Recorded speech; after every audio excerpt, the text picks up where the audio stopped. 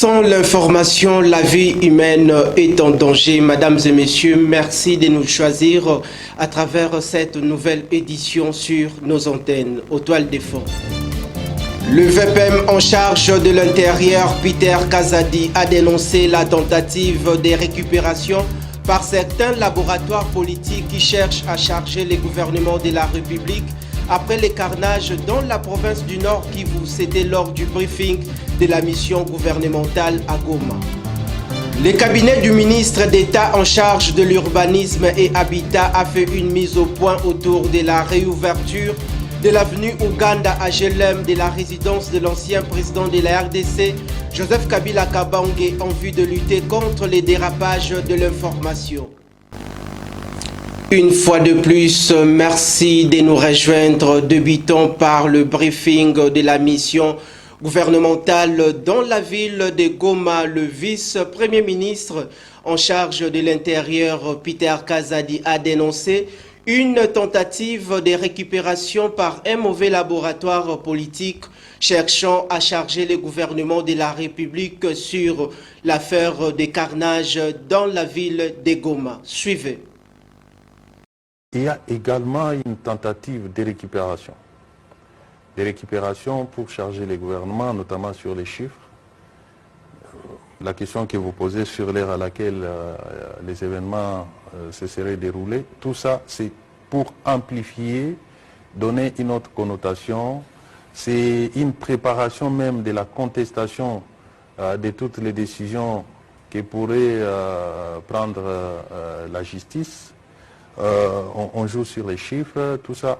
Ceux qui sont morts sont des compatriotes. Le gouvernement n'a aucun intérêt à cacher quoi que ce soit. Nous venons de là. D'ailleurs, si je n'ai pas été poussé à le dire, je n'allais pas le dire. Il y a des personnes jusqu'au jour d'aujourd'hui dont les familles ne sont pas connues. En tant que gouvernement, nous devons connaître d'où est venu ces gens-là. Ils viennent d'où?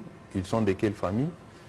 Ce sont des questions importantes que nous devons intégrer dans notre analyse en tant que peuple, en tant que nation. D'autant plus que dans cette partie de la République, nous faisons face à une agression rwandaise. Nul n'ignore aujourd'hui que le Rwanda a infiltré notre société et continue à infiltrer. Nul n'ignore que le Rwanda a manipulé et continue à manipuler. Donc nous devons être vigilants sur tout ce qui arrive, surtout dans cette partie de la République et même dans d'autres territoires, pour analyser avec beaucoup de froideur certains faits qui se présentent devant nous. Prenons la parole à son tour. Patrick Mouyaya, porte-parole du gouvernement, a fait le point autour des rappels du gouverneur militaire de la province du Nord Kivu à Kinshasa et la comparution des officiers supérieurs de l'armée congolaise. Suivez. J'ai vu des réactions quand on a sorti le premier communiqué de certains laboratoires parce qu'il y a visiblement une récupération politique qui est faite sur des cas, des incidents qui peuvent arriver. Lorsque un militaire américain prend son fusil et tue une dizaine de personnes dans un camp ou dans une école, je n'entends pas des gens dire, en tout cas nous suivons CNN, les médias américains, dire qu'il a reçu un ordre quelconque pour un cas de dérapage. Et pour ces cas précis, lorsque nous avions fait, nous, le premier communiqué, nous avions dit que justice devrait être faite. Lorsqu'il y a un policier qui est lapidé, lorsqu'il y a des intentions qui ont été clairement exprimées, à travers notamment une radio sur les lieux, lorsque la manifestation qui n'était pas autorisée, parce que nous sommes sous un régime d'état de siège, lorsqu'il y a des cas comme ceux-là, il y a besoin d'une intervention. Et lorsqu'il y a dérapage, sûrement parce que l'officier ou ceux qui intervenaient n'avaient pas totalement bien apprécié les événements. Et donc, en ce moment-là, le commandant ou c'est lui qui est sur le lieu, peut-être n'a-t-il pas eu le réflexe de se référer à son autorité. Pour le reste, on a un procès, les militaires sont des spécialistes, l'auditeur général était sur place, on pourra édifier. Ici, il faut tout de suite taire, justement. Et c'est pour ça que nous faisons cet exercice qui est délicat, parce que nous venons vous parler d'un sujet qui, nous-mêmes, nous consterne, parce que le président a été consterné, autant que nous tous, de voir le nombre de compatriotes fauchés par cet incident. Et lorsque nous venons faire un exercice de transparence sur les sujets, je pense que c'est inédit, c'est des choses que nous ne voyons pas. D'un dossier à un autre, Sélé Kanangila, conseiller politique en charge de la communication du ministre d'État en charge de l'urbanisme et habitat Pius Mwabilou, précise que la réouverture de l'avenue Ouganda à la résidence Gelem de l'ancien président de la République démocratique du Congo, Joseph Kabila Kabange, n'est ni les comptes à rendre et ni une provocation, mais c'est dans l'optique de rendre les routes accessibles pour lutter contre les embouteillages dans la ville-province de Kinshasa. Suivez. La réouverture de l'avenue Ouganda n'est ni un règlement des comptes, ni un acte de provocation, comme le disent les mauvaises langues. Elle est une opération de police dont l'objectif principal est de rétablir la fluidité de la circulation illégalement perturbée et asphyxiée dans la capitale congolaise. Ceci pour lutter contre les embouteillages monstres, permettre aux riverains de Gelem d'évacuer librement à leurs occupations après près de 23 ans de fermeture inédite de cette voie.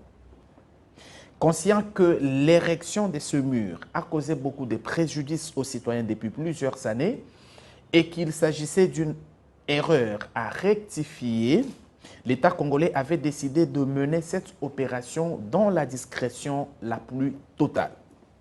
Fort malheureusement, ce sont des gens sans respect du peuple congolais, ni maîtrise du dossier qui, dans l'ignorance la plus totale, vont amener caméras et journalistes pour induire la population en erreur. Le cabinet de son Excellence, Monsieur le ministre d'État, ministre de l'Urbanisme et Habitat, rappelle que les avenues de la vallée des Nations Unies et Ouganda Gelem ne sont pas les premières à être réouvertes. Bien avant, les boulevards Tchachi, avenue Ngouma et bien d'autres ont été réouverts à la grande satisfaction de la population congolaise.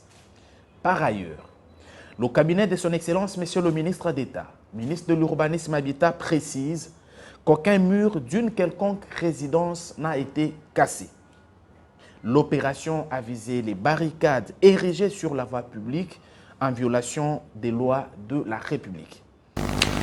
Prenons à présent la préparation des élections au sein de la formation politique ACP. Retenez que l'Alliance des Congolais progressistes a désigné le chef de l'État, Félix Antoine Tshisekedi Tshilombo, comme leur candidat à l'élection présidentielle prévue au mois de décembre de cette année en cours. Suivez ces reportages réalisés par Junior Congolo. La décision a été prise à lycée d'Nkongé, organisé ce mercredi 6 septembre 2023 à l'hôtel Béatrice à Kinshasa. Dans un mot introductif, l'autorité morale Jantiningo Bilambaka estime que le chef de l'État, Félix Antoine Tshisekedi Tshilombo, a initié des réformes qui ont permis de quadrupler le budget national en 4 ans, finançant les projets de 145 territoires sur toute l'étendue de la République démocratique du Congo. Il a relevé aussi la riche expérience politique du président de la République, Félix Antoine Tshisekedi Tshilombo, raison pour laquelle ACP a pris l'engagement ferme et irrévocable de faire triompher le président de la République, Félix Antoine Tshisekedi Tshilombo, à l'élection présidentielle qui s'annonce à l'horizon. Parlant de ses propres réalisations, Jantiningo Bilambaka rappelle aux militants de son parti avoir construit des routes transcommunales et aménagé des emprises et éclairages publics. Il faut noter que les différents présidents partis politiques membres de l'Union sacrée de la Nation ont pris part à ces assises, dont le professeur Bahati Lukwebo, Auguste Kabouya et Élisée Boukoumouagnan, vice-ministre Bidier, ainsi que le vice-gouverneur Jikoko Moulumba.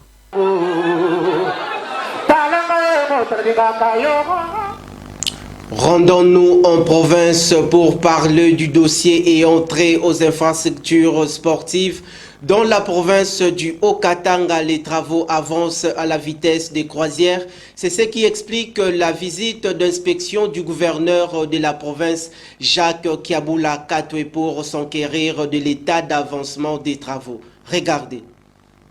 C'est avec une vitesse de croisière que les travaux de réhabilitation du stade Kibasa Maliba avancent, chose qui a justifié la descente du gouverneur Jacques Kiabula pour inspecter l'évolution dans cette installation sportive dont il est satisfait.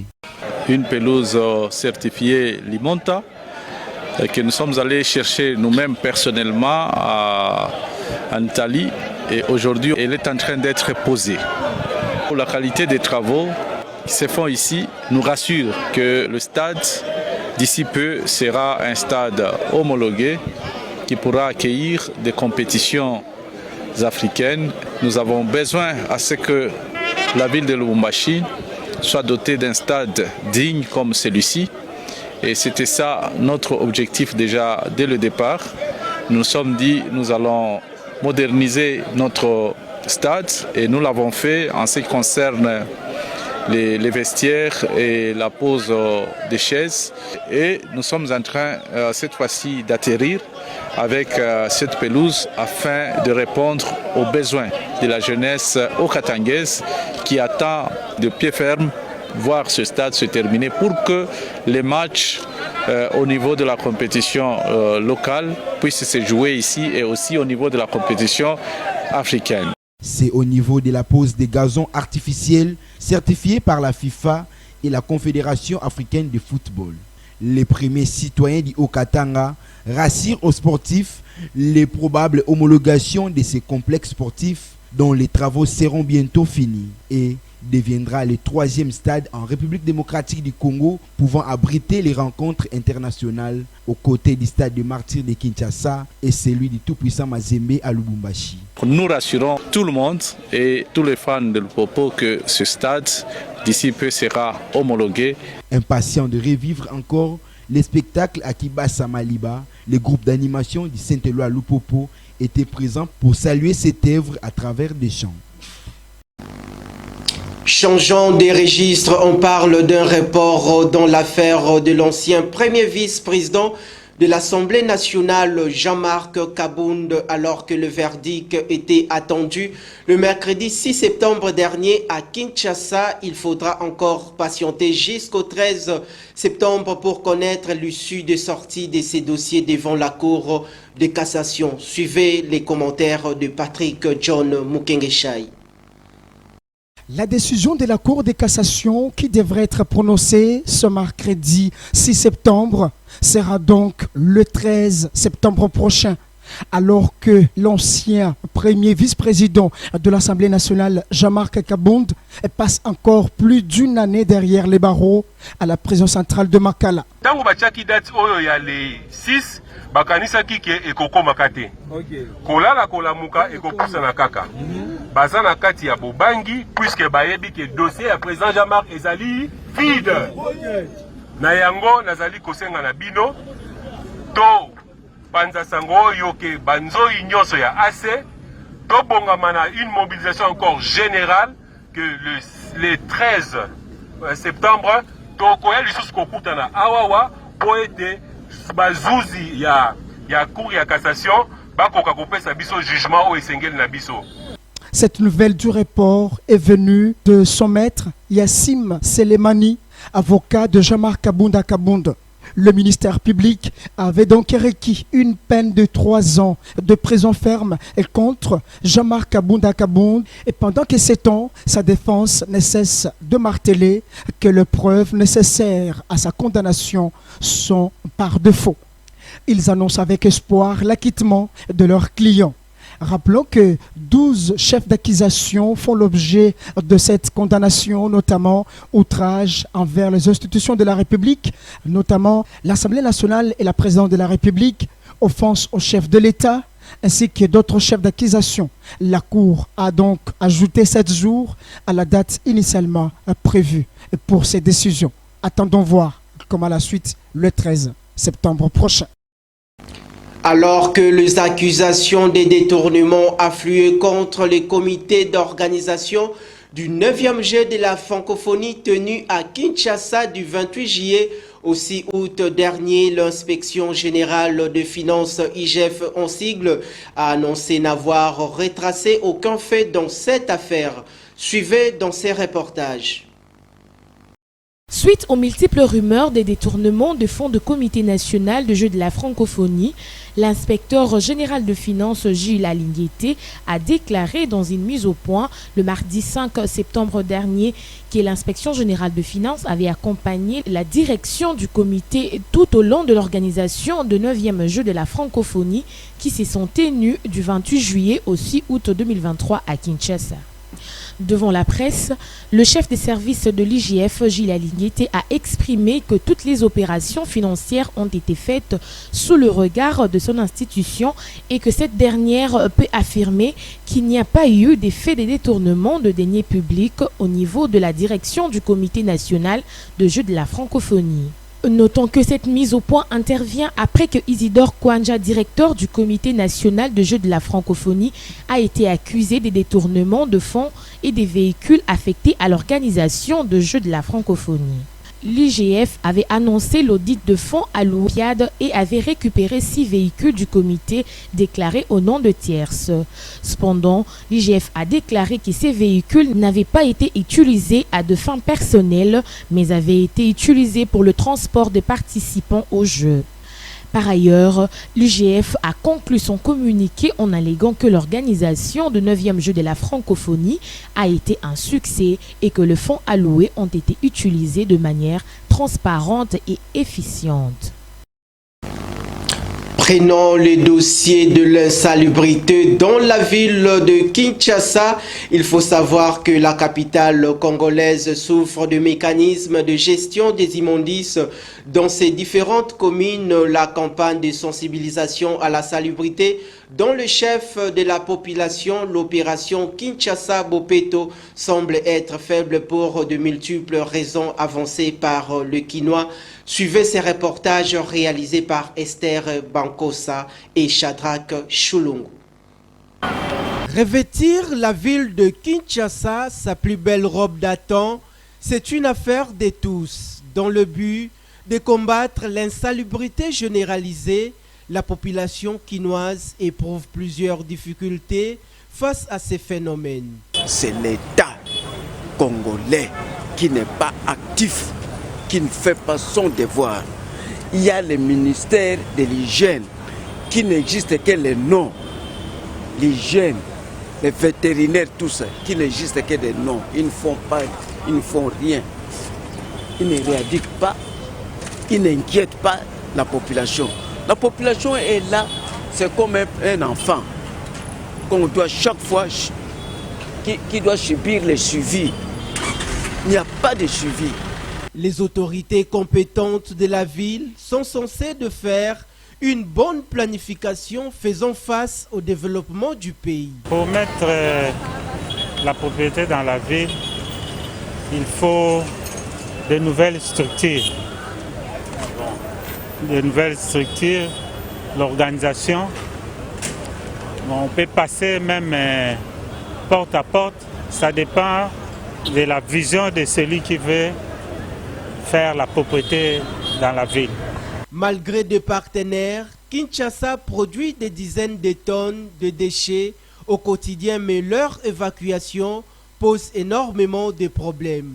Les autorités doivent sensibiliser la population à maintenir la ville plus propre.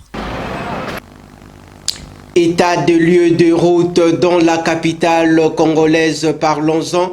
La situation du délabrement avancé des routes dans la mégapole demeure une préoccupation majeure de la population quinoise qui ne facilite pas comme il faut une meilleure circulation de personnes et de véhicules dans la capitale sous l'œil impuissant des autorités compétentes du pays, car la plupart des embouteillages sont les causes de cette situation. Suivez ces reportages signés Courtoisie Louvemba et Merveille Agoloa.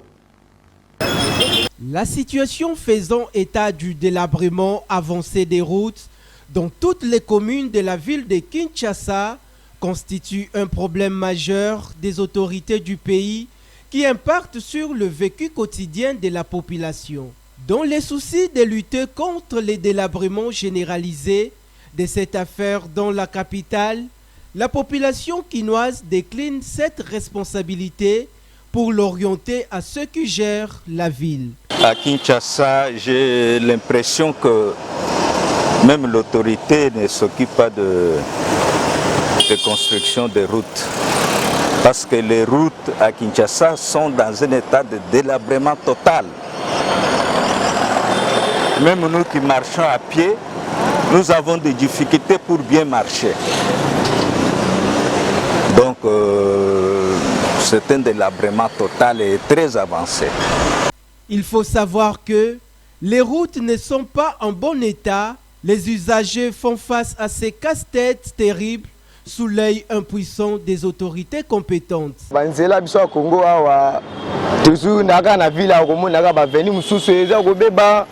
Les routes ici, dans les pays, sont vraiment dans un état de délabrement.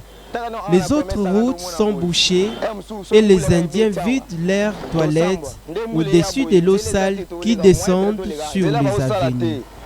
Manque de caniveaux, difficulté de passage. En définitive, le gouvernement provincial doit mettre des moyens en œuvre pour assurer une bonne politique managériale pouvant résoudre ces sérieux problèmes dans la ville de Kinshasa. Chapitre consacré aux questions internationales. Sachez que l'ancien président gabonais Ali Bongo est désormais libre de ses mouvements depuis le mercredi 6 septembre dernier à Libreville. Une annonce faite par les porte-paroles du comité de la transition du Gabon. Voici ces reportages réalisés par nos confrères de la télévision nationale gabonaise. Bonjour Monsieur le Président. Ça va bien Monsieur le Président. Juste après avoir été reçu par le président du comité de transition pour la restauration des institutions, Abdou Abari s'est rendu à la résidence de l'ancien président Ali Bongo Ondimba.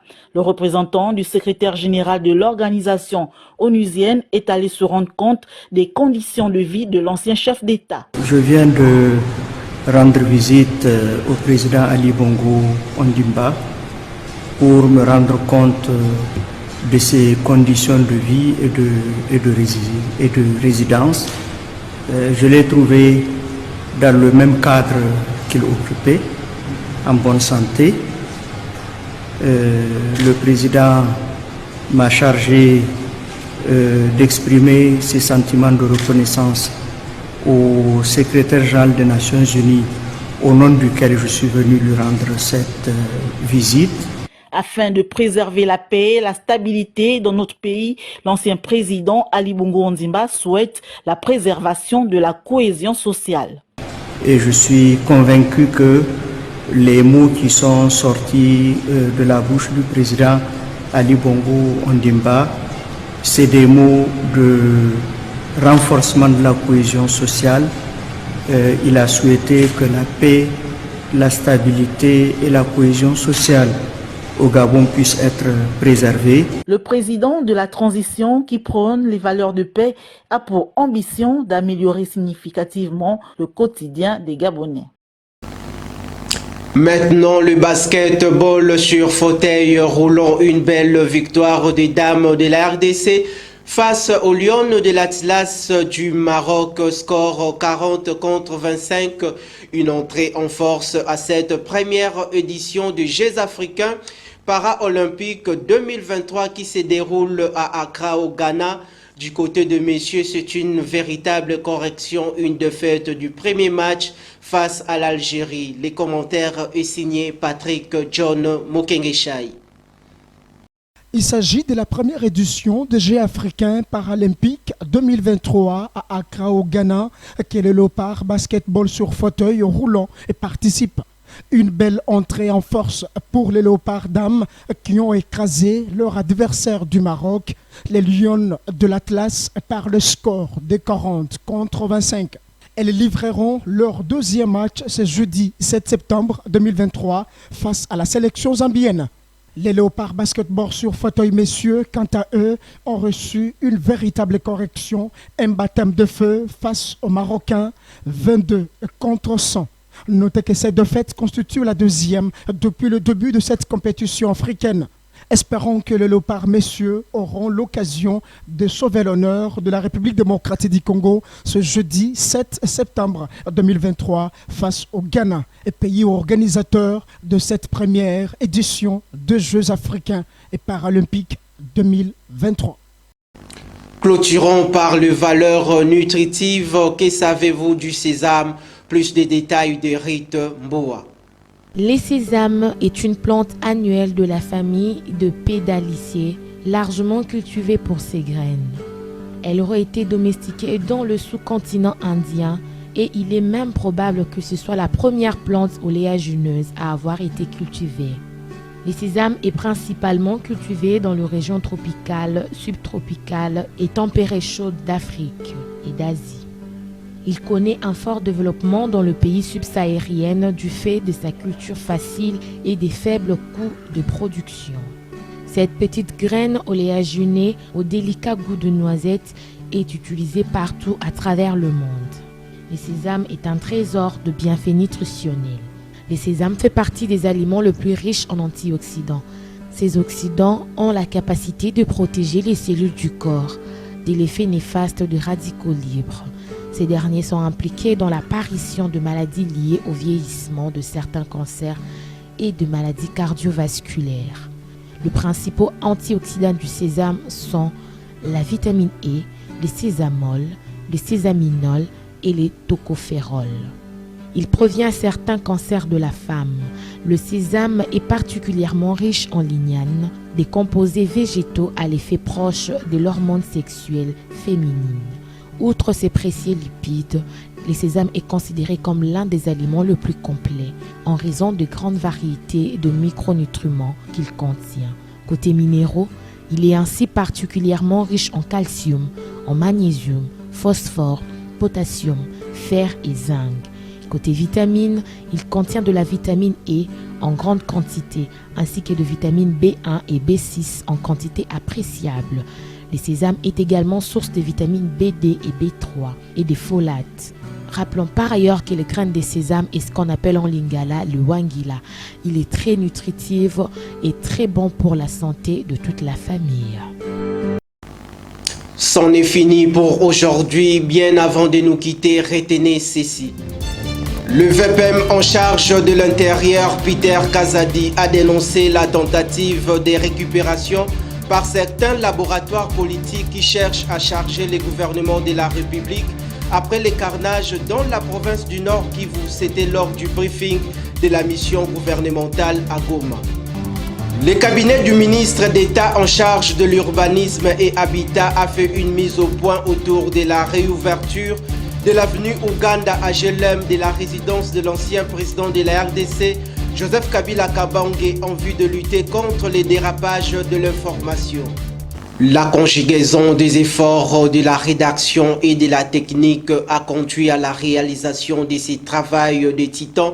D'ici là, portez-vous bien et bonne suite des programmes sur Kinactu Télévision.